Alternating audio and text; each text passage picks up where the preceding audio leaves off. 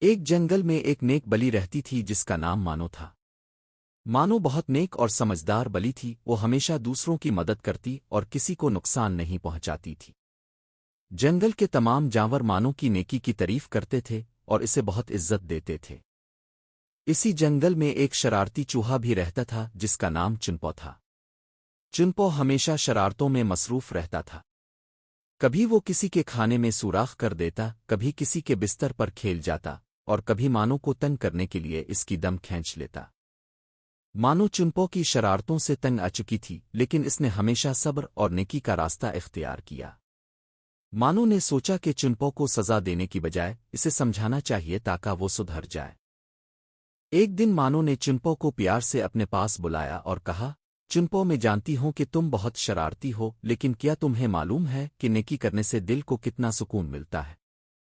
اگر تم دوسروں کو تنگ کرنے کی بجائے ان کی مدد کرو تو تمہیں بھی خوشی ملے گی اور سب تمہیں پسند کریں گے۔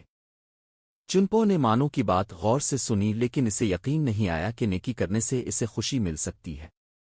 مانو نے مسکرا کر کہا، چنپو کیوں نہ تم ایک دن کے لیے نیکی کرنے کی کوشش کرو، پھر دیکھنا کہ کیسا محسوس ہوتا ہے۔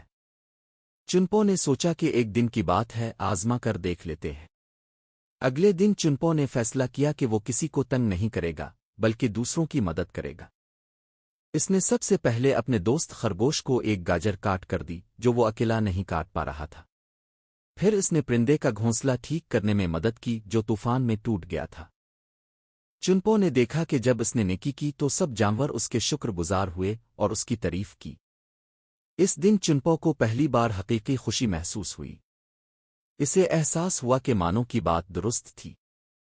شام کو جب چنپو مانو کے پاس آیا تو اس کے چہرے پر خوشی کی چمک تھی۔ اس نے کہا، مانو تم صحیح کہتی تھی، نیکی کرنے سے دل کو سکون ملتا ہے اور دوسروں کی خوشی دیکھ کر اپنی خوشی بھی بڑھ جاتی ہے۔ مانو نے چنپو کو پیار سے گلے لگایا اور کہا، دیکھا، نیکی کا راستہ ہمیشہ خوشیوں سے بھرا ہوتا ہے۔ اگر تم ہمیشہ اسی راستے پر چلو گے تو تمہیں کبھی پچھتاوا نہیں ہوگا۔